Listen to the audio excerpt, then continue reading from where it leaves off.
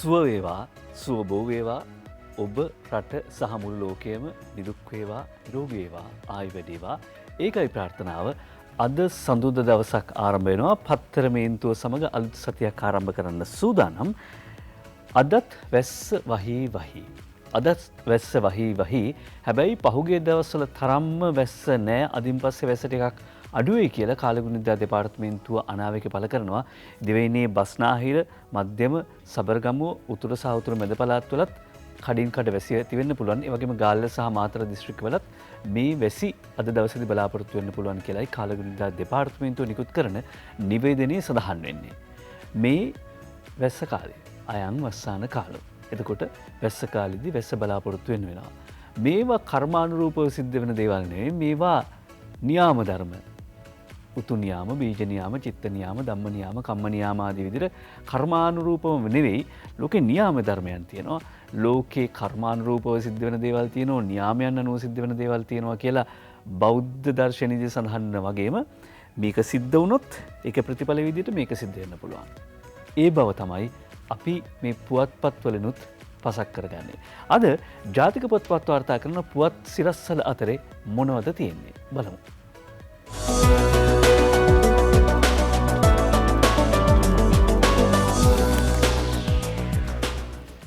21 වෙනිදා ඉස්කෝල පටන් ගන්න සියලු කටයුතු සූදානම් කරලා තියෙන්නේ. සමහර උදවිය ආවෙන්නේ නැතොත් ඒකට විසඳුමක් විදියට අභ්‍යාසලාභී උපාධිධාරීන් ඉන්නවා. ඔවුන්ව පාසල් වලට කැඳවන්න නියමිතයි. අනිවාර්යයෙන්ම ඔවුන්ට පාසල් එන්න කියලා තියෙනවා 21 වෙනිදා. අධ්‍යාපන අමාත්‍යාංශයට අනුයුක්ත කළ අභ්‍යාසලාභීන් 18000ම 21 වෙනිදා පාසල් වලට පැමිණීම අනිවාර්යයි. නොආවොත් මොකද වෙන්නේ කියලා බලමු. ඉල්ලුවොත් තවත් දෙන්න සූදානම් කියලා රාජ්‍ය සේවා අමාත්‍යාංශය සඳහන් කරනවා. ජේ.ටී. ද සිල්වායි අද මව්බිම පුවත්පතේ ප්‍රධාන සිරස්තලයේ වාර්තා කරන්නේ. රාජ්‍ය සේවයට බඳවාගත් උපාධිධාරීන් අතරින් අධ්‍යාපන අමාත්‍යාංශයට අන්තර්ග්‍රහණය කරගෙන සිටින 18000ක් ඉන්නවා. මොකද 58000ක් ඔක්කොම උපාධිධාරී අභ්‍යාසලාභීන් රාජ්‍ය සේවයට බඳවා ගත්තා. එයින් අධ්‍යාපන අමාත්‍යාංශයට විතරක් 18000ක් අරගෙන තියෙනවා. මේ 18000 අධ්‍යාපන අමාත්‍යාංශයට අනුයුක්ත කරපු පිරිස පාසල් වලට පැමිණීමට පාසල් වලට ගෙන්වා ගැනීමට කටයුතු කර තිබෙනවා. ඒ අනුව අධ්‍යාපන අමාත්‍යාංශයට අනුයුක්ත කරලා දැනට පාසල් වල සේවයේ යොදවා සිටින අභ්‍යාසලාභී උපාධිධාරීන් 21 වෙනිදා සිට අනිවාර්යයෙන්ම සිය සේවා ස්ථාන වෙත සේවයට වාර්තා කළ යුතු බව ජේ.ජේ. රත්නසිරි මහත්මයා සඳහන් කර සිටිනවා. රාජ්‍ය පරිපාලන අමාත්‍යාංශයේ ලේකම්වරයා උපාධිධාරීන් බඳවාගත්ත 58000ක් එයින් 18000ක් පාසල් වලට අනුයුක්ත කරලා තියෙනවා. ඒ 18000 අනිවාර්යෙන්ම 21 වෙනිදා පාසල් එන්න ඕනේ. තමන්ගේ සේවයට වාර්තා කරන රාජ්‍ය පරිපාලන අමාත්‍යාංශයේ ලේකම්වරයා එහෙම කියනවා. හැබැයි එහෙම කිව්වම කලහකාරී වෘත්තීය සංගම් කියනවා හෙන්චයියන් දමා කරන බලපෑම් නවත්වන්න දේශපාලනඥයන්ට පාසල් වල යතුරු බහර දෙන්නේ නැහැ කියලා. ගුරු විදුහල්පති වෘත්තීය සමිති සන්ධානයේ කියනවා ඉන්දික හේවා විතරණයි අද වාර්තා කරන්නේ අද පුවත්පතේ ප්‍රධාන සිරස්තලය. පාසල් වල සහ පාසල් තුල තිබෙන සම්පත් සහ දේපළ වල වගකීම් තිබෙන්නේ විදුහල්පතිවරුන්ට බවත් පාසල් වල යතුරු බහර දෙන ලෙස පළාත් අධ්‍යාපන අධ්‍යක්ෂවරුන්ගෙන් හෝ කොට්ටාස අධ්‍යාපන අධ්‍යක්ෂවරුන්ගෙන් ලිඛිත නිවේදනයක් මෙතෙක් යොමු කර නොමැති බවත් එම සන්ධානයේ සමාජික ලංකා ගුරු සංගමේ ලේකම් ජෝසප් ස්ටාලින් පවසනවා කියලා සඳහන් කරනවා. එතකොට දැනට යතුරු තියෙන්නේ ගුරු විදුහල්පතිවරු අතේ ඒව දේශපාලන හිංචයියන්ට දෙන්නේ නැහැ කියලා කියනවා. එතකොට කවුරුත් දේශපාලන හිංචයියෝ නොවේද කියලා දැන් නම් අපිට පෙනෙලයි තියෙන්නේ. හැමෝම දේශපාලන හිංචයියන් තමයි මේ කලහකාරී ලෙස හැසිරෙන්නේ දේශපාලන හිංචයියන්ම තමයි කියලා දැන් රටේ මිනිස්සු දැනගෙන තියෙනවා. මෙතෙක්කල් දරුවොත් එච්චර ඒක ගැන දැනගෙන හිටියේ නැහැ. දැන් දරුවන්ටත් පැහැදිලි. ආණ්ඩුව නියෝජනය කරන පක්ෂ 11ක යුගදන විසාකච්ඡාව ජනපති ප්‍රතික්ෂේප කරයි කියලා අද අරුණ පුවත්පතේ ප්‍රධාන සිරස්තලයේ වාර්තා කරන උදේජී වේකනායක යුගදන බලාගාරය සම්බන්ධයෙන් ඇමරිකා සමාගමත් සමග අත්සන් කරන ලද ගිවිසුම් පිළිබඳ සාකච්ඡා කිරීමට ආණ්ඩුවේ සහාය ලබා දෙන පක්ෂ 11ක් කළ ඉල්ලීම ගෝඨාභය රාජපක්ෂ ජනාධිපතිතුමා ප්‍රතික්ෂේප කළා කියලා අරුණ පුවත්පත කියන්නේ. ගිවිසුම සම්බන්ධයෙන් යලි සාකච්ඡා කළ යුතු බවත් විධිමත් අධ්‍යයනකින් පසු විධිමත් තෙන්ඩ පටිපාටියක් යටතේ ගිවිසුම ක්‍රියාත්මක කළ යුතු බවත් දේශපාලන පක්ෂ 11ක නායකයින් ලිපියෙන් යෝජනා කර තිබෙනවා. එහෙත් ජනාධිපතිවරයා මේ දේශපාලන නායකයන්ට ලිඛිතව දැනුම් දීලා තියෙන්නේ දේශපාලනික කරුණු සම්බන්ධයෙන් අගමැතිවරයා හෝ මුදල් ඇමතිවරයා සමග සාකච්ඡා කරන ලෙසයි. දේශපාලන පක්ෂ නායකයන් මේ පිළිබඳව දීර්ඝ ලෙස සාකච්ඡා කිරීම සඳහා ලබන 23 වෙනිදා රැස්වීමට නියමිතයි කියලා සඳහන් කරද්දී අද අරුණ පුවත්පත කිව්වට ආණ්ඩුවේ පක්ෂ 11ක යුගදන සාකච්ඡාව ජනපති ප්‍රතික්ෂේප කරයි කියලා දිනමින පුවත්පත වාර්තා කර තිබුණා. මේ සාකච්ඡාව 23 වෙනිදා පැවැත්වෙනවා කියලා. ඊළඟට දිව ඉන පුවත්පතේ ප්‍රධාන සිරස්තලයට යනවා වාර්තා කරනවා දිව ඉන පුවත්පත LP සහ ලාෆ්ස් ගෑස් සමාගමවල ආයෝජනයෙන් EPF සහ ETF එකට කෝටි ගණනක පාඩුවක් කියලා කොටස් අගේ 50%කින් පහළ යාම නිසා ලාෆ්ස් ගෑස් වලට ආයෝජනය කරපු EPF සහ ETF එකට කෝටි ගණනක පාඩුවක් සිදු තිබෙන බව වාර්තා කරන දිවයින පුවත්පත දැනට පාඩු පිටපත්වාගෙන යන ලාෆ්ස් ගෑස් සමාගමේ මුදල් ආයෝජනය කිරීමෙන් සේවකාර්ත සාධක අරමුදල සහ සේවක භාරකාර අරමුදල කියන රාජ්‍ය ආයතන දෙකට රුපියල් මිලියන 100 ගණනක පාඩු වීමේ තත්ත්වයක් උද්ගත වී ඇත කියලා සඳහන් කරන්නේ පාඩුවක් නෙවෙයි කොටස් මිල ඉහළ යාම නිසා කොටස් වල අගය 50%කින් පමණ පහළ වැටීම නිසා මෙහිම අවදානමක් තියෙනවා කියන එක තමයි හැබැයි කෝටි ගණනක පාඩුවක් කියලා සිරස්තලේ විතරක් කියුවෙන් පස්සේ ඇති වෙන හැඟීම වෙනස් අවබෝධය වෙනස්. ඒ නිසා පුවත අනාවරණ කරන ආකාරයට කොටස් මිල පහත වැටීම නිසා මේ මොහොතේ එහෙම අවදානමක් තියෙනවායි කියලා සඳහන් කරන්නේ ලංකාදීපයට යනවා යොහන් බාසුර සහ මහින්ද නිශ්ශංක තමයි අද ප්‍රධාන සිරස්තලේ වාර්තා කරන්නේ ලංකාදීපේ රටපුරා හිඟයක් මාස 3මාරක් තිස්සේ කෝටි 100ක සීනි වරායේ කෝටි 100ක සීනි වරායේ ප්‍රමාද ගාසු නහුතට නැගී ආනයනකරුවෝ එහෙම කියනවා කියලයි අද වාර්තා කරන සිටින්නේ ලංකාදීප පුවත්පතේ ප්‍රධාන සිරස්තලය. දැනට වරායේ තිබෙන මේ කන්ටේනර් වහා නිදහස් කර නොගතහොත් ප්‍රමාද ගාසු වශයෙන් කිලෝවකට රුපියල් 40ක් විකුණීමට ඉඩ ඇති බව ආනයනකරුවෝ පෙන්වා දෙනවායි කියලා සඳහන් කරන්නේ රටපුරා හිඟයක් තියෙනවලු මාස 3මාරක් තිස්සේ කෝටි 100ක් වටින සීනි වරායේ තියෙනවලු. කොහොමද එහෙම රටපුරා හිඟයක් තියෙන්නේ?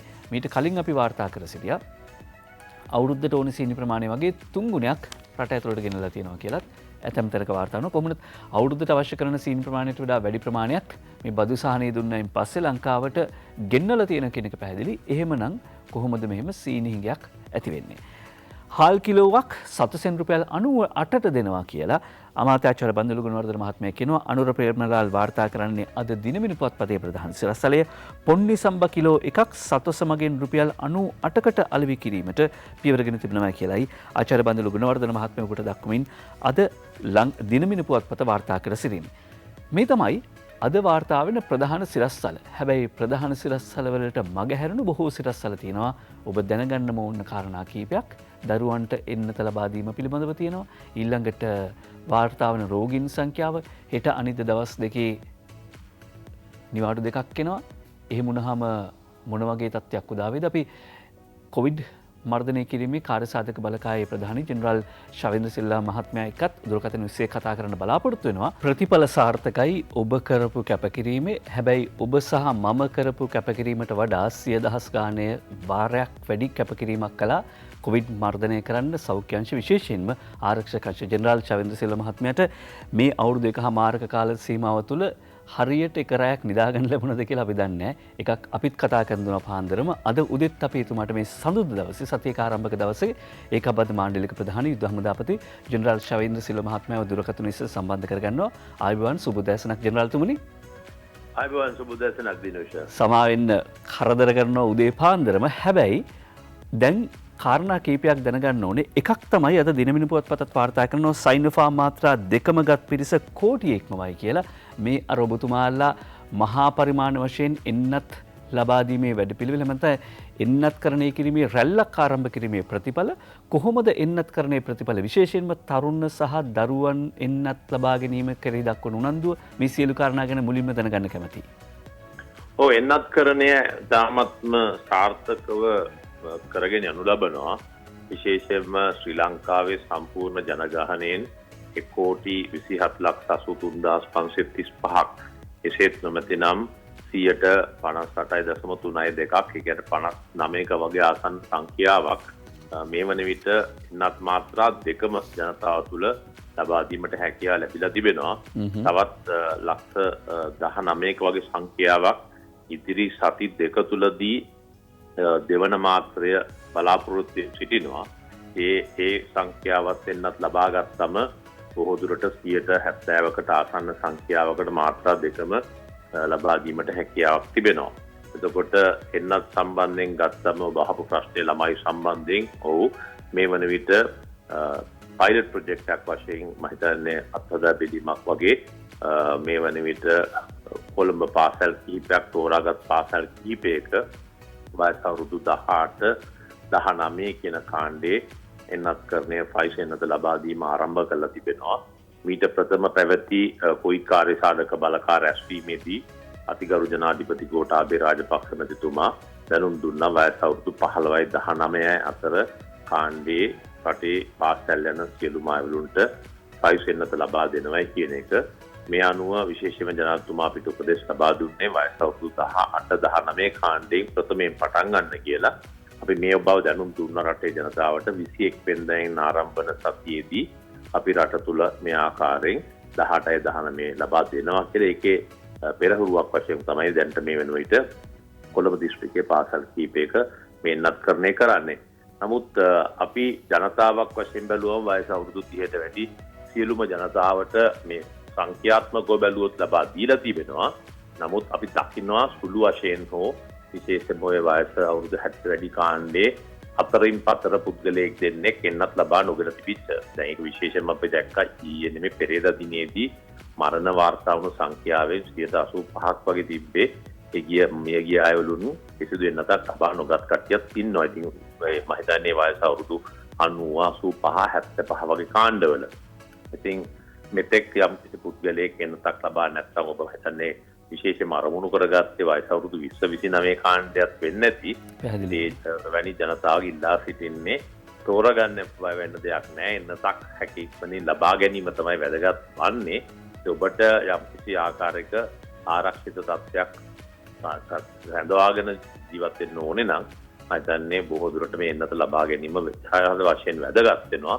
එවැනි ජනතාවගෙන් එන්නත් ලබා ගන්න කියන එක ඉල්ලන තිබෙන්නේ. ඒත් එක්ක අද දිනේ එන්නත් මාත්‍රා 3,42,200ක් පයිස එන්නත් ශ්‍රී ලංකාවට රැගෙනීමටත් කටයුතු කරන අධ්‍යාසන.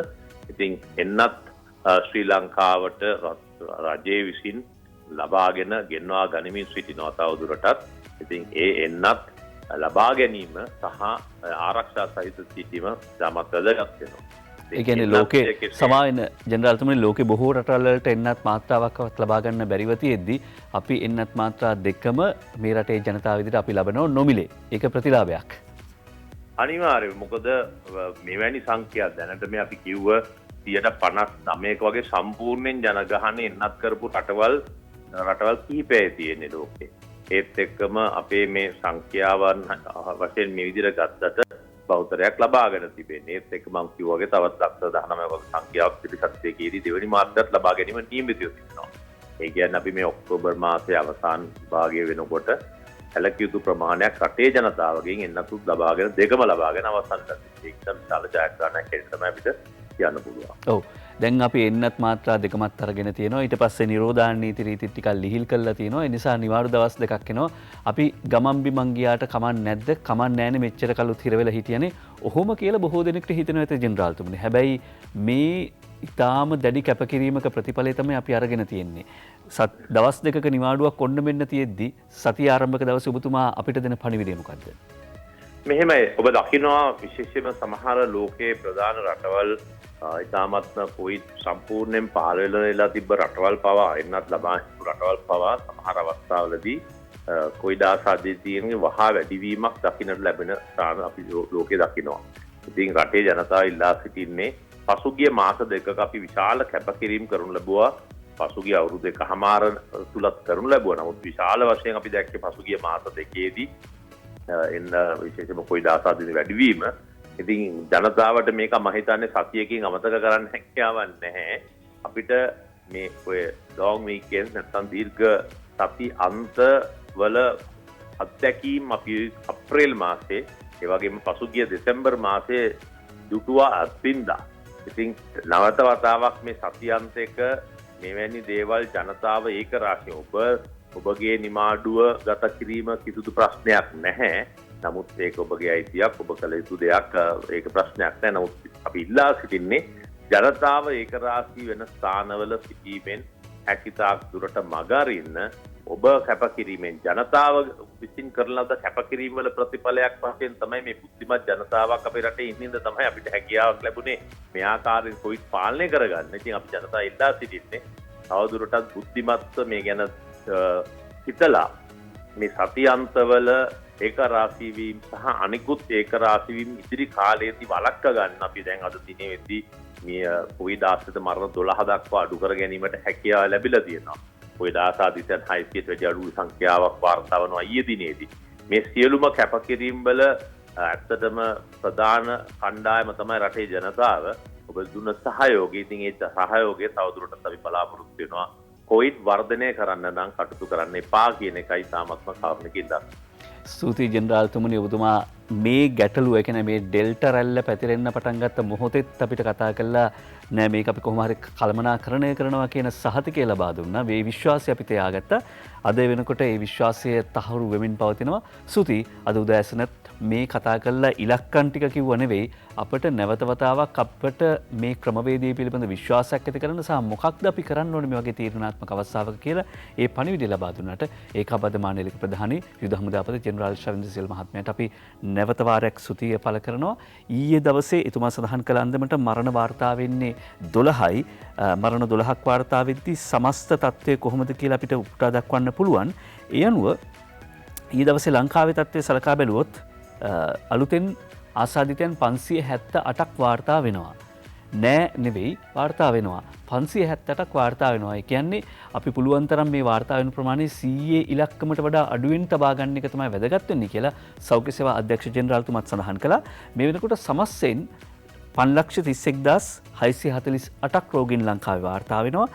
මේ වෙනකොට ඒ අය අතරින් 4,90,621ක් සුව වෙලා ගෙදර ගිහිල්ලා තියෙනවා. හැබැයි තවමත් 25,543ක් රෝගීන් විදිහට ප්‍රතිකාර ලැබෙනවා ගෙවල් වල. එහෙම නැත්නම් අතරමැදි ප්‍රතිකාර මධ්‍යස්ථානවල, රෝහල් වල. මේ වෙනකොට වාර්තා වෙන සමස්ත මරණ සංඛ්‍යාව 13,484ක්. හැබැයි ලෝකේ තත්ත්වය කොහොමද මීට වඩා භයානකයි. අපි ඒකයි මේ ගැටලුව පාලනය කරලා තියෙන්නේ, මේ අභියෝගය අපි පාලනය කරලා තියෙනවා කියලා හිතෙන්නේ. මේ වෙනකොට ලෝකේ 24 කෝටි 14 ලක්ෂ සමාන 2 කෝටි 41 ලක්ෂ ලක්කම් පැටලීගෙන ගියා. ඉන්න 24 කෝටි 14 ලක්ෂ 53,011ක් රෝගීන් වාර්තා වෙනවා. 24 කෝටි 14 ලක්ෂ 53,011ක් ආසාදිතයන් වාර්තා වෙනවා. ඊළඟට ඊයේ දවසට විතරක් 2,98,787ක් අලුතින් ආසාදිතයන් වාර්තා වෙනවා. ඇමරික එක්සත් ජනපදයේ ඊයේ දවසට විතරක් 17,947ක්. මරණ සංඛ්‍යාව මිලියන 5 දක්වා. ඒ කියන්නේ ලක්ෂ 49ක්.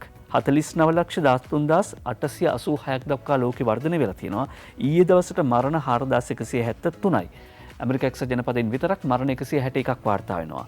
ඒ අනුව ලංකාවේ තත්ත්වය ගැන සඳහන් කරද්දී රෝබිය බහි ප්‍රතිකාර මධ්‍යස්ථාන 30ක් වැසෙයි.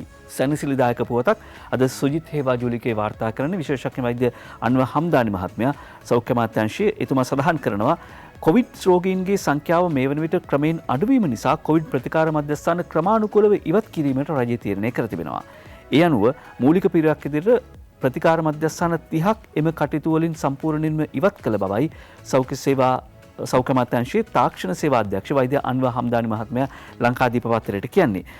මේ ප්‍රතිකාර මධ්‍යස්ථානවල ඇඳන් 34,007න් ඇඳන් 19,660ක් මේ වන විට හිස්ව තියෙනවා කියලායි සඳහන් වෙන්නේ. ඒ කියන්නේ බරපතල විදියටම රෝගීන් සංඛ්‍යාව අඩුවක් පෙන්වන්න කරනවා. සමහර උදවිය කියන්න උත්සාහ කරනවා මේ PCR කරන ප්‍රමාණය අඩු කරලා තියෙනවා. ඒ නිසා තමයි මේ දෛනික වාර්තා වන රෝගීන් සංඛ්‍යාව අඩු වෙලා තියෙන්නේ කියලා නෑ. රෝගීන්ගේ ඒ කියන්නේ ඇඳන් 34,000ක් තිබිච්ච අතරමැදි ප්‍රතිකාර මධ්‍යස්ථානවල දැන් ඇඳන් 19,000ක් හිස්ව තියෙනවා. 19,000කට වැඩි ප්‍රමාණයක්. ඒ කියන්නේ මේව තමයි සංරචක. ඊළඟට මේ தත්ත්වය සුබදායි. ඒ නිසා ටියුෂන් පන්තිත් නොවැම්බර් 1 වෙනිදා සිට ආරම්භ කරන්න පුළුවන් වෙයි කියලා සුජිත් හේවාජුලිගේ වාර්තා කරනවා ලංකාදීපේට. උපකාරක පන්ති විවිධ සීමාවන්ට යටත්ව නොවැම්බර් 1 වෙනිදා සිට ආරම්භ කිරීමට රජයේ අවධානය යොමු තිබෙනවා.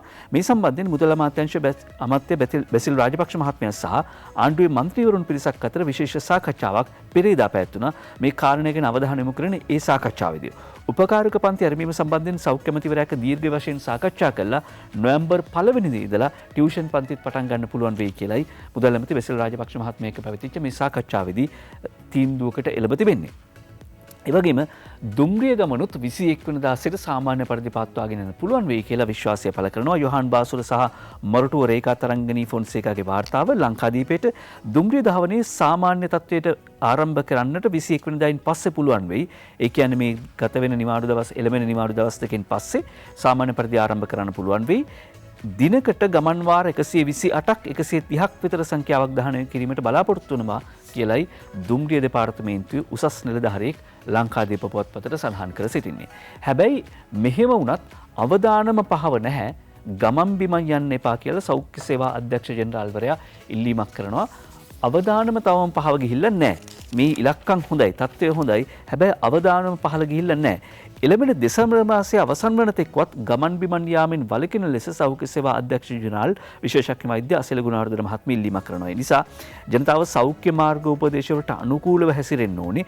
මේ කාලේ විනෝද චාරිකා යන්න, නෑදෑ හිතවතුන්ගේ නිවෙස් වලට යාමට සුදුසු කාලයක් නොවන බව සෞඛ්‍ය සේවා අධ්‍යක්ෂ ජෙනරාල්වරයා සඳහන් කර සිටිනවා.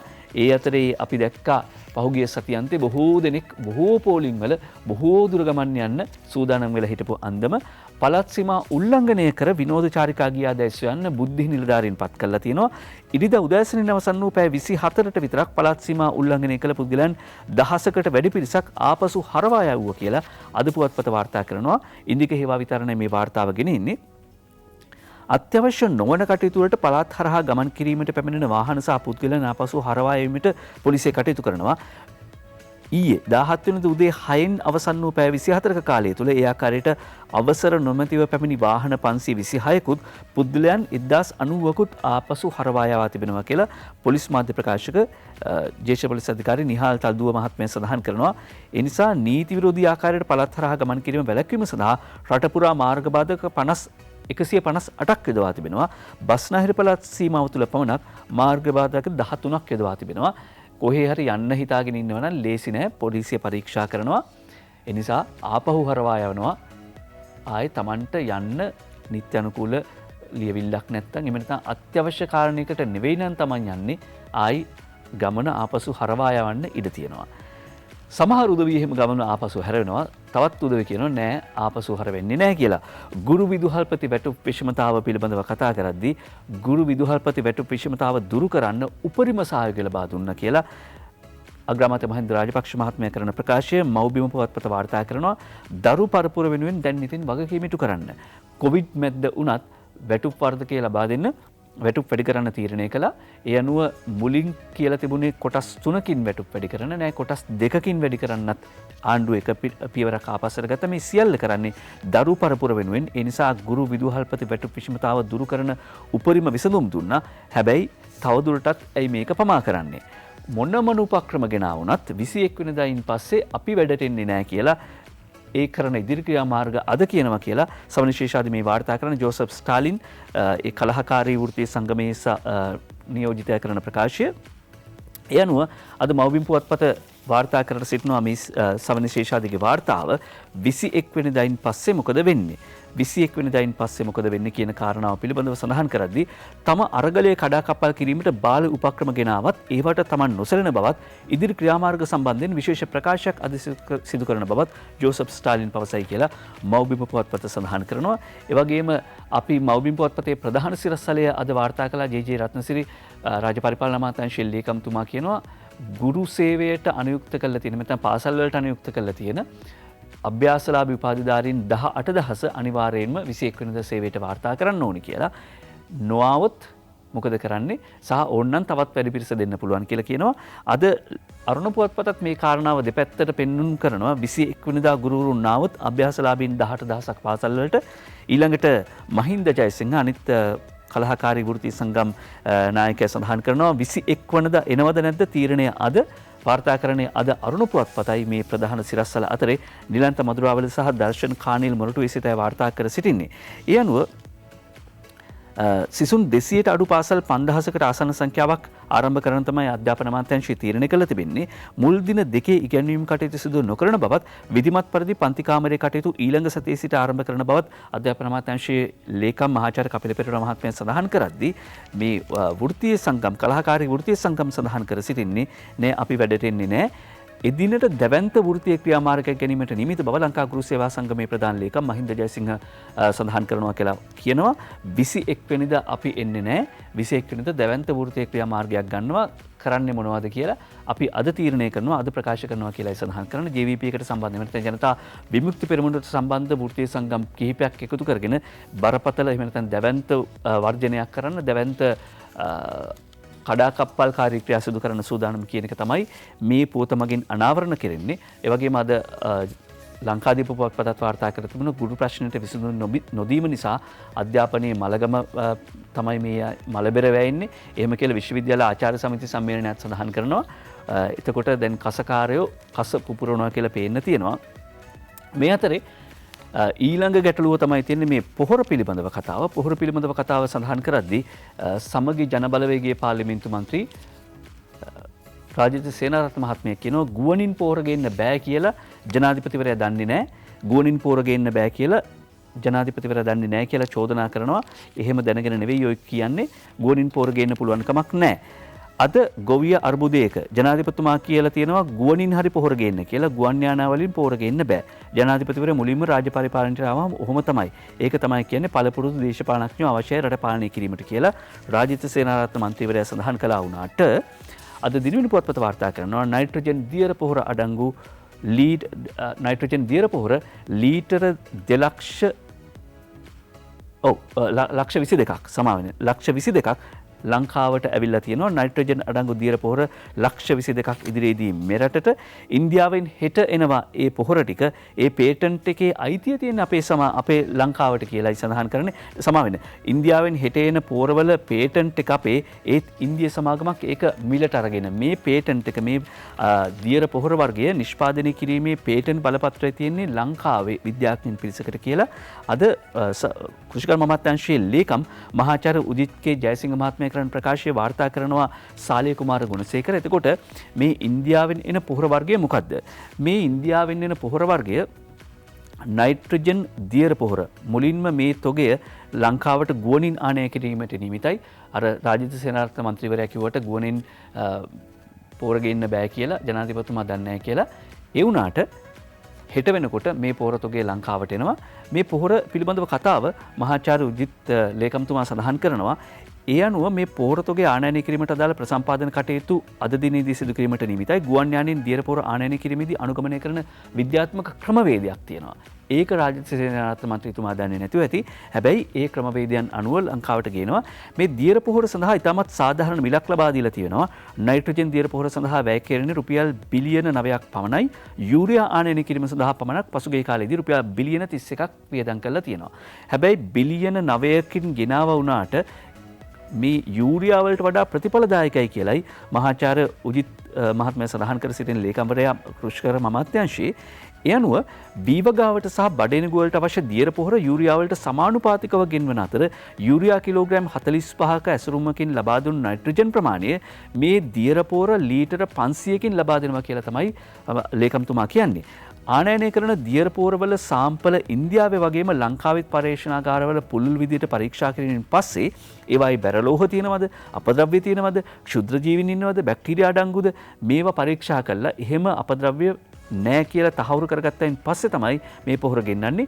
යූරියා පොහොර වලට වඩා ඉතා සාර්ථක අස්වැන්නක් මේ නයිට්‍රජන් දියර පොහොරෙන් ලබා ගන්න පුළුවන්. ගොවින් ඒ පිළිබඳ කිසිදු බියක් ඇති කරගන්න ඕනේ නෑ.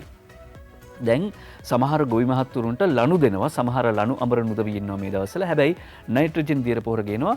මේවා යූරියා වලට වඩා ප්‍රතිඵලදායකයි. ලෝකේ බොහෝ රටවල් මේව භාවිත කරලා බලනවා.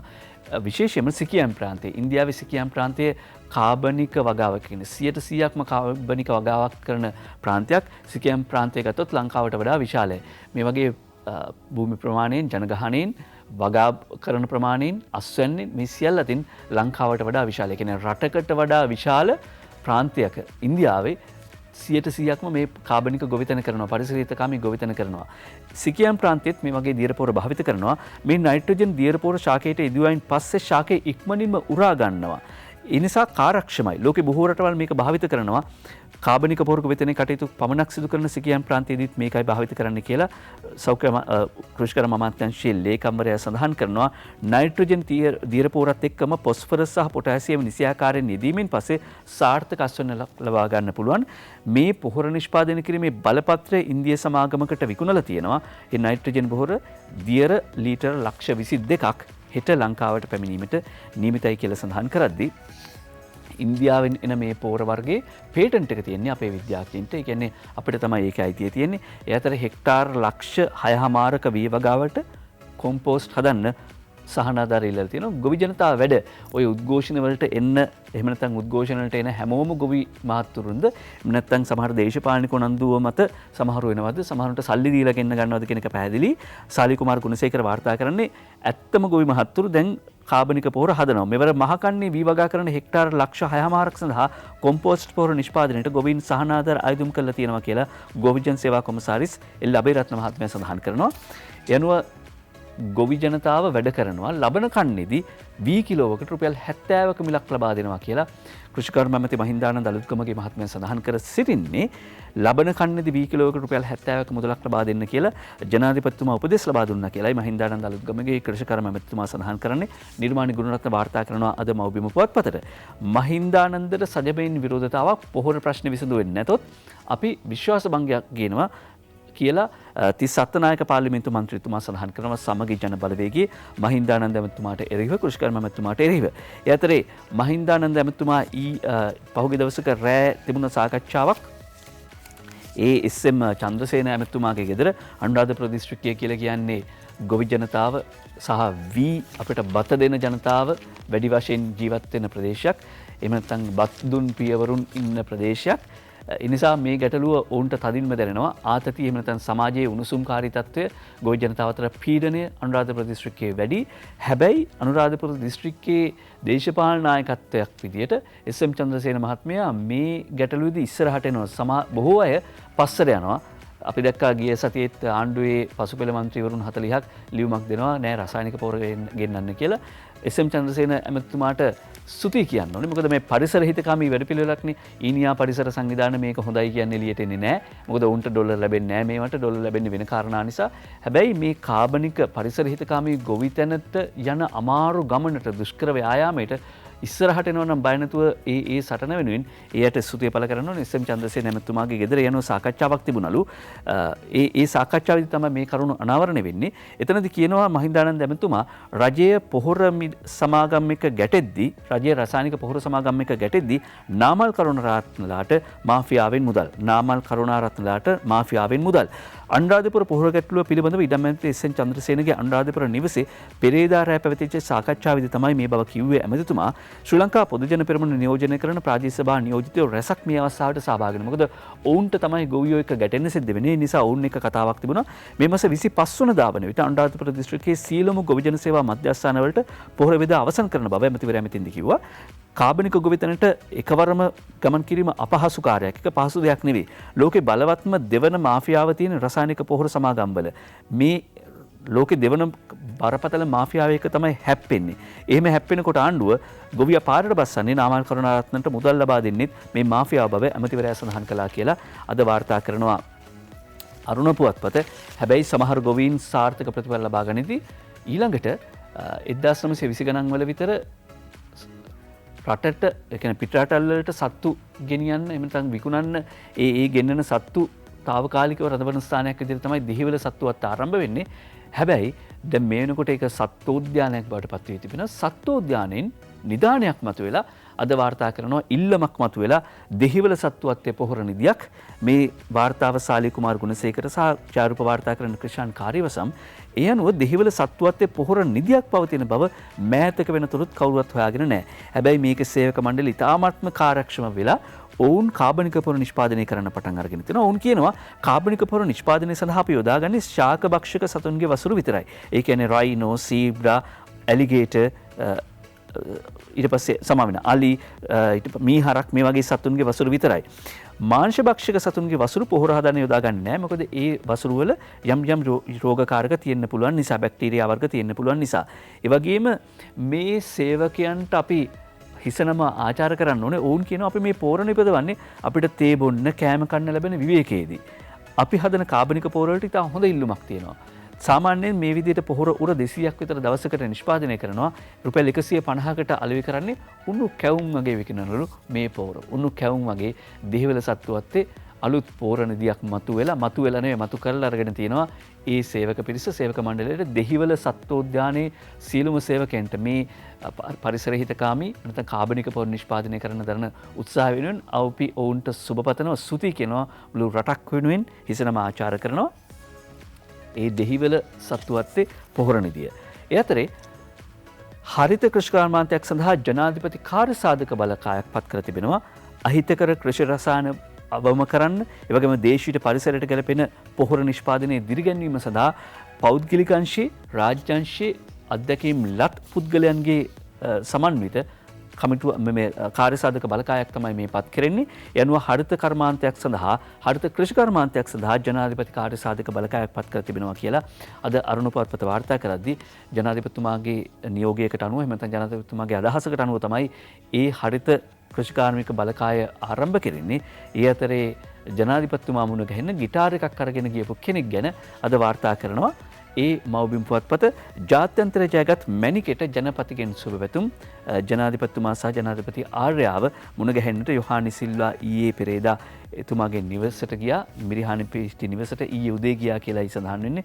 එතකොට යොහානි ලබාගත් මේ ජාත්‍යන්තර අවධානය පිළිබඳව, ජාත්‍යන්තර කීර්තිය පිළිබඳව ජනාධිපතිතුමා සහ ආර්යාව සුබ පැතුවා කියලා සඳහන් කරනවා. ඒ වගේම ඉස්සරහට මොකද කරන්නේ මේ වගේ කාරණා පිළිබඳවත් මේ සුවද හමුවේදී කතා කළාලු. ඒ විතරක් නෙවෙයි, ඉන්දු ශ්‍රී ලංකා හමුදා ප්‍රධානීන් හමු වෙච්ච අවස්ථාවටත් යොහානි ආරාධිත අමුත්‍යක් විදිහට සහභාගී වුණා. දිනමින පුවත්පත වාර්තා කරනවා ඉන්දු ලංකා හමුදාපතිවරුන් සමග යොහානි දින 5ක නිල සංචාරයක් සඳහා මෙරටට පැමිණි ඉන්දියානු යුද හමුදා ප්‍රධානී ජෙනරාල් මනෝජ් මුකුන්ද් හවානි සම වෙනුවෙන් රාත්‍රී භෝජන සංග්‍රහයක් ජෙනරාල් ශෛලේන්ද්‍ර මහත්මයා පැවැත්වුණා.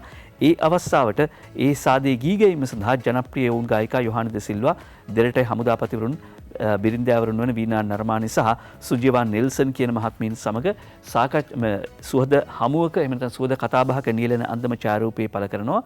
ජනාධිපතිතුමා හම්බෙන්න ගියපු අවස්ථාවේදී ජෙනරාල් ප්‍රසන්න සිල්වා, මේජර් ජෙනරාල් ප්‍රසන්න සිල්වා මහත්මයාත් දිනිති සිල්වා මහත්මිය කියන්නේ මේ යොහානිගේ අම්මයි තාත්තයි දෙන්නත් ගියා කියලා අද වාර්තා කරනවා ජාතික පුවත්පත් අතරේ. මව්බිම් වාර්තා කරද්දී මව්බිම් පුවත්පතේ විශේෂාංග ලිපියක් පළ කරනවා. අනුෂා රාජපක්ෂ තමයි මේ සංලාපය කරන්නේ. මහාචාර්ය ආර්යරත්න ඇතුගල කියන ජ්‍යෙෂ්ඨ සංනිවේදන විද්‍යාඥයෙක් යොහානිට චෝදනා කරන්න අපිට බෑ. මේ යොහානිගේ සංසිද්ධිය විවිධ මානෙන් අපි විශ්ලේෂණය කරලා බලන එක වටිනවා.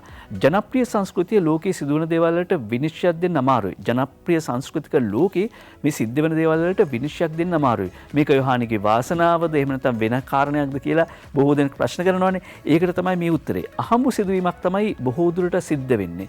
හැබැයි මේ අහඹයත් එක්ක අහඹුභාවයක් තිබුණට කමක් නැහැ. මේ ජනප්‍රියත්වය සම්බන්ධ වෙන්නේ නිර්මාණාත්මක ආර්ථිකයත් සමග. මේ තත්ත්වය පිළිබඳ සැලැස්මක්, ක්‍රමවේදයක් සහ එහි අයිතිය පිළිබඳ සකලවිධ ක්‍රියාදාමයන් පිළිබඳව ශ්‍රී ලංකාවට නිශ්චිත වැඩපිළිවෙලක්, ප්‍රතිපත්තිගත ක්‍රියාදාමයක්, එහෙම නැත්නම් ජනප්‍රියත්වයක් පමණක් නෙවෙයි, හුදු ජනප්‍රියත්වයක් විතරක් නෙවෙයි, මේ අලුත් කර්මාන්තයක්, එහෙම නැත්නම් නිර්මාණාත්මක ආර්ථිකය, එහෙම නැත්නම් නිර්මාණාත්මක ව්‍යවසායකත්වය, ක්‍රියේටිව් ඔන්ටර්ප්‍රෙනර්ෂිප් එක මේ යොහානි අපිට විවෘත කරලා දෙන, යොහානි අපිට උදාහරණයක් බවට පත් තිබෙන්නේ මේ ක්‍රියේටිව් ඔන්ටර්ප්‍රෙනර්ෂිප්. එහෙම නැත්නම් මේ නිර්මාණාත්මක ව්‍යවසායකත්වය කියන එකට ඩිජිටල් ආර්ථිකය සවිබල ගැනීම තමයි ජනාධිපතිතුමාගේ අදහස. එතකොට මේ සියල්ල සිදු වෙන ඩිජිටල් මියුසික් මාකට් එකේ, ඩිජිටල් සංගීත වෙළඳපොළ ඇතුළේ. නිසා අපි කතා කරන්න ඕනේ හුදෙක් මේ යොහානි ගියපු සංගීත සංදර්ශන, ඒවයිදී ලැබිච්ච ආකර්ෂණය ඊළඟට එන්නේ කොහේද? ඔය ආදී කාරණා විතරක් නෙවෙයි, මේ යොහානි විසින් අපි බොහෝ දෙනෙක්ට දොරක් ඇරලා දීලා තිනවා. අන්නේ විවෘත කරපු දොර පිළිබඳව කතා කරමු කියලායි මහාචාර්ය ආර්යරත්න ඇතුගල යෝජනා කර සිටින්නේ. සින්දු වලින්ම හැම ප්‍රශ්න විසඳන්න බෑ. උපරිම මිල ගැසට් නොවුනොත් රුපියල් 25ත් 50ත් අතර මිලකින් සහල් මිල වැඩි වෙන්න පුළුවන් කියලා සහල් නිෂ්පාදකයන්ගේ සංගමය අනතුරු අඟවන. උපරිම මිල ගැසට් නොවුනොත් රුපියල් 25ත් 50ත් අතර මිලකින් ඉස්සරහදී හාල් මිල වැඩි වෙන්න පුළුවන්. උපරිම මිලක් ගැසට් කරන්න ඕනි කියලා. ඒ අතරේ අරුණ පුවත්පත කියනවා කැබිනට්ුවේදී ඉන්ධන මිල වැඩි වෙන තුරු බලශක්ති ලේකම් බලාගෙන ඉන්නවලු. බලශක්ති අමාත්‍යාංශයේ ලේකම්තුමා කැබිනට් යෝජනාවක් ඉදිරිපත් කරලා තිබෙනවා අමාත්‍යතුමා හරහා ඉන්ධන මිල වැඩි කරන්න. අද හෝ හෙට කැබිනට් මණ්ඩලය රැස්වුණොත් තීන්දුව ගනිවි කියලා සඳහන් කර සිටින්නේ. කැබිනට්ුවේදී ඉන්ධන මිල වැඩි වෙන තුරු බලශක්ති ලේකම් බලා සිටී කියලා අපි බලාගෙන ඉන්නවා. එහෙම නොවේ කියලා.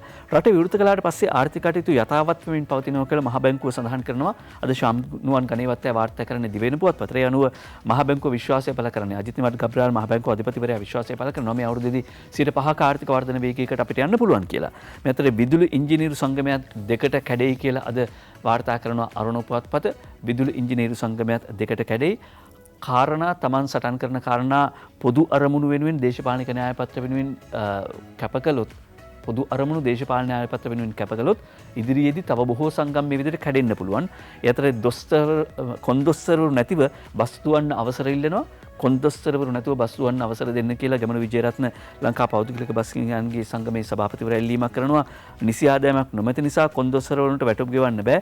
කොන්දොස්තරලා නැතිව බස් ධාවනය කරන්නත් බෑ කියලා සඳහන් කරනවා. ඔහුට නම් හැමදාම තියෙන මැසිවිලි. ඒ අතරේ කිරි ලිටරයකට ගෙවන මුදලත් රුපියල් 7කින් ඉහළට දාන්න යෝජනාවක් ඇවිල්ලා තියෙනවා. කිරි ලීටරයක මිල්කෝ එක රුපියල් 7කින් ඉහළ නම් වල තිබෙනවා. හැබැයි කිරි ලීටරයකට රුපියල් 20ක්වත් වැඩි කරන්න කියලා කිරි ගොවියෝ ඉල්ලනවා කියලායි අද වාර්තා කරන්නේ දිව ඉන පුවත්පත. මෙහෙම වෙද්දී ජනතාවගේ සියලු ප්‍රශ්න වලට විසඳුම සජීව පාලන යුගයකින් විසඳෙන් දෙන්න පුළුවන්. විපක්ෂ නායක සජිත් ප්‍රේමදාස මහත්මයා කියනවා ජනතාවගේ සියලු ගැටලු වලට විසඳුම් තියෙනවා. ඒ නිසා අපි සමගි ජන බලවේගයේ යුගයක් ආරම්භ කරමු. ඒ යුගයක් ආරම්භ කළොත් නැතොත් මේ ගැටලු ඒ ආකාරයෙන්ම පවතී. කොළඹ ජයසිංහයි වාර්තා කර සිටින්නේ. ඡායාරූපේ වාර්තා කරන පොල්ගස්සෝ විට සුසිල් ප්‍රේමචන්ද්‍ර ජනතාවගේ සියලු ප්‍රශ්න වලට විසඳුම් සජබේ සතුව පවතිනවා. ඒ නිසා සජබ පාලන යුගයක් ආරම්භීම තමයි ගැටලුවට විසඳුම. එහෙම කිව්වම අලි එලවන හඳුන්කූරු වර්ගයක් හදලා තියෙනවලු. ඒක සමගි ජන බලවේගයෙන් නෙවෙයි හදලා තියෙන්නේ. අලි එලවන්න හඳුන්කූරු වර්ගයක්. මේක අලුත් නිෂ්පාදනයක් විදිහට තමයි අද පුවත්පත සඳහන් කර සිටින්නේ.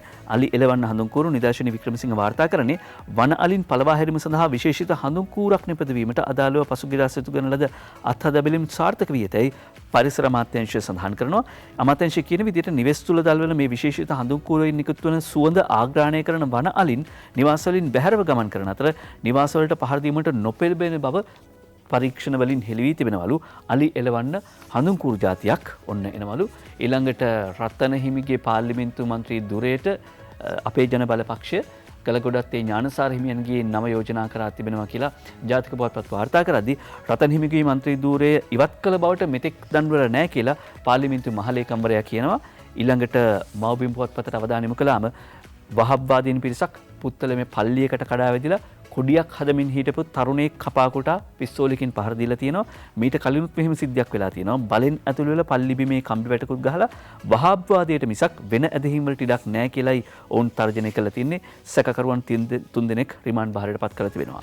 ඊළඟට බිලියනයක වන්දියක් ඉල්ලා කතකගෙන් කිරිපිටි සමාගමකට එරෙහිව එන්තරවාසියක් කියලා හංසිනානය කර වාර්තා කරන්නේ තවන්ව අසාධාරණ විදිහට සේවයෙන් නිරපුවායි කියලා තමයි විදේශීය කිරිපිටි සමාගමකට එරෙහිව කාන්තාවක් බිලියනයක වන්දියක් ඉල්ලා එන්තරවාසියක් යවා තිබෙන්නේ. රාළහාමිල කපා කොටා පැන යන හැදූ කුඩි ජාවාරමා මාට්ටු ලේ ගලද්දිත් සැකකරු ඇල්ලූ පොලිස් නිලධාරීන්ට පොලිස්පති ප්‍රශංසා සහ මුදල් තෑගි ලබා දුන්න පුවත අද දිවෙන පුවත්පත වාර්තා කරනවා. දිවෙන පුවත්පතේ මුල් පිටුවේ මේ සිද්ධිය වාර්තා කර සිටින්නේ.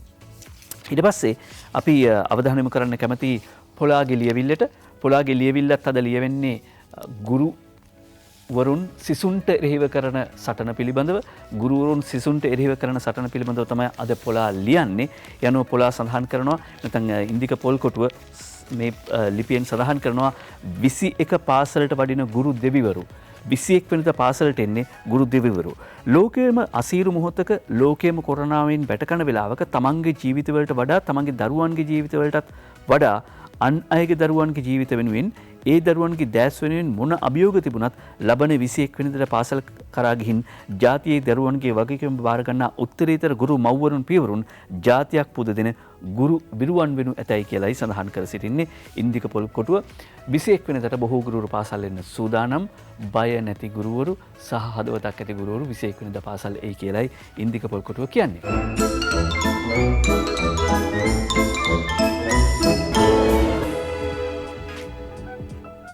කාටුන් කියවන්න පටන් ගන්න. කාටුන් බලනවා නෙවෙයි අපි කාටුන් කියවනවා. කාටුන් වල දේශපාලනයක් තියෙනවා. ඒ දේශපාලනය තමයි කියවන්නේ. ප්‍රියන්ති පෙරේරාගේ ඩොග් ටෝක් කාටුන් එකෙන් අද ලංකාදීප පුවත්පතේ ගෑස් කිරිපිටි සීනි ඉන්ධන බාධක ගොඩයි. වයිමෝ ඇඟිලි නතනකින් වරෝ ගෑස් කිරිපිටි සීනි ඊළඟට පනින්න තියෙන ඉන්ධන. මේවට විසඳුම කොහෙද තියෙන්නේ? රනිල් වික්‍රමසිංහ මහත්තයා නම් කියන IMF එකෙන් ණය ගන්න. IMF එකෙන් ණය ගන්න. මැක්කා කතාව වගේ කොහොම ගියත් එතුමා එනවා IMF කතාවට. එතකොට ජනාධිපතිතුමාට කියනවා IMF ණය ගන්න. ඊට පස්සේ ආණ්ඩුව දෙන්න කියලා අනිත් පැත්තෙන් ඉල්ලනවා සජිත් ප්‍රේමදාස මහත්මයා MD වීරරත්න පේන විදිහට එක පැත්තකින් රනිල් මහත්තයා උපදෙස් වෙනවා ආණ්ඩුවට ණය ගන්න කියලා. ආණ්ඩුව දෙන්න කියලා අනිත් පැත්තෙන් ඉල්ලනවා සජිත් ප්‍රේමදාස විපක්ෂ නායකතුමා. MD වීරරත්නගේ පොකට් කාටුන් එක මරිසිපාල මොබිමෙන් තෝරගන්නේ. මෛත්‍රීපාල සිරිසේන කියනවා රටේ ආර්ථික අර්බුදයට සෑම ආණ්ඩුවක්ම වග කියන්න ඕනෙලු. ඔව් ඔය හැමෝම ආර්ථිකයට වග කිව්වා. අංජනගේ කාටුන් එක තෝරගන්නවා අපේ දින මින පුවත්පතෙන් පොකට් කාටුන් එක. ගුරුවරුන් පාසලට කැඳවීමේ වගකීම ආණ්ඩුවේ වගකීමක් කියලා නලින්ද ජයසිත කියනවා. ජනතා විමුක්ති පෙරමුණේ නලින්ද ජයතිස්ස කියනවා ගුරුවරුන් පාසලට කැඳවීම ආණ්ඩුවේ වගකීමක් කියලා. එයාලව පාසලට යවන නොයවන එකේ වගකීම කාටද? කියන්නේ ගුරුවරුන් පාසලට යවන නොයවන එකේ වගකීම කාටද තියෙන්නේ? ඒවිපේකේ වෘත්ති සමිතිවලට කියලා තමයි රටේ මිනිස්සු හිතන්නේ.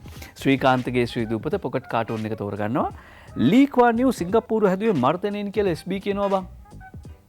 එහෙමනම් අපේ රට සිංගප්පූරුවක් වෙන්නේ JR ගේ කාලෙදී. ඒ කාලේනේ මර්ධනය තිබුණේ. කොමුණත් මේ දවස්වල මහින්දානන්ද මහත්මයාට හරියට වැඩ. අනුර තේනුවරට පේන විදිහට පටවලා බාලා එපා වෙලා පටවනවා බානවා. චීනින් ගෙනාපු පොර බානවා ආයෙ පටවනවා. ලිතුවේනියාවෙන් පොර ගේනවා ආයෙ පටවනවා. පටවලා බාලා එපා වෙලා අප්පා කියලා මහින්දානන්ද මහත්මයා කියද්දී සුළඟක් වී මං එන්නම් කියලා කිව්වා වගේ වැස්සක් වී මං එන්නම් කියලා නිකන් නොකිය කිව්වද කබ්‍රාල් මහ බැංකුවේ අධිපතිතුමා අජිත් නිවාඩ් කබ්‍රාල් මහත්මයා වැස්සක් වී ඔන්න ඇවිල්ලා සල්ලි වැස්සක් වැටෙනවා අපේ ඔළුවට උඩින්. දැන් අපි මේ සල්ලි වැස්සේ පෑවුරු පැදගෙන යනවා පාවෙලා. එහෙමයි හිතන්නේ. සල්ලි වැස්සක් එක්ක සල්ලි වැස්සක් හමාගෙන ඇවිල්ලා ඒ මහ බැංකුවේ අධිපතිතුමා ආවයින් පස්සේ මුදල් මුද්‍රණය කරනවා කියලා කිව්වනේ. ඒක වෙන්නේ නැති. හසන්ත විජේනායකගේ හොරේරා පොකට් කාටුන් එක සරත් වීරසේකර එක්ක තියෙන ගැටලුව තවම විසඳලා නැහැ කියලා කියනවා ජගත් කුමාර. ජගත් කුමාර මන්ත්‍රීතුමයි සරත් වීරසේකර මැතිතුමයි දෙන්න එලිපිට බැනඩ ගහගත්තනේ. සරත් වීරසේකර එක්ක තියෙන ගැටලුව තවම විසඳලා නැහැ කියලා ජගත් කුමාර කියනවා. විසඳ ගන්න එපා. අපි නාට්‍ය බලන්න ආසයි. විසඳ ගන්න එපා. අපි නාට්‍ය බලන්න ආසයි. දවසේ පද 4 විදුර අබේනායකයි ගුණ කරන්නේ මව් බිම පුවත්පතට. දවසේ පද 4 ගොතනවා විදුර අබේනායක 21 වෙනිදාට පාසැල් ඇරඹීම සිදුවෙයි කරන්නට ආවොත් බලපෑම පොලිසිය බාර ඇමතිගෙනුයි සැලකීම දහවල රැට දෙන සමාවෙන්න. මේක අහින්නේ අනුන්ට නෙමෙයි අපිටමයි. මේක හැගන්නේ මටමයි. දහවල රැට දෙනවලු පොලිසියේ කෑම 21 වෙනිදාට පාසැල් ඇරඹීම සිදුවෙයි කරන්නට ආවොත් බලපෑම පොලිසිය බාර ඇමතිගෙනුයි සැලකීම දහවල රැට දෙනවලු පොලිසියේ කෑම බාධා කරන්න આવොත් දහවල්ට රැට පොලිසියේ කෑම දෙනවයි කියලා කියන්නේ පොලිසියේ කෑම දෙනවා නැත්නම් හිරගෙදර කෑම දෙනවා හිරගෙදර වහන්න පාසලකට පුළුවන් ඒක පාසලක් ඇරියොත් හිරගෙවල් 100ක් වැහෙනවා කියලා කියවල තියෙන කතාව සමහර උදවිය කියවල නැතුව ඇති. ඒ පාඩම දරුවන්වත් කියා දේවි. කොහොමුණත් ඒ පාඩම කියා දෙන්න දෙමව්පියෝ සහ ආදේශීය සංගම් මෙහෙම සූදානම් කියලාත් ආරංචි. ඔබ පරිස්සමින් ඉන්න. අපි නැවත හෙට මුල හැමෝම. ආයුබෝවන්.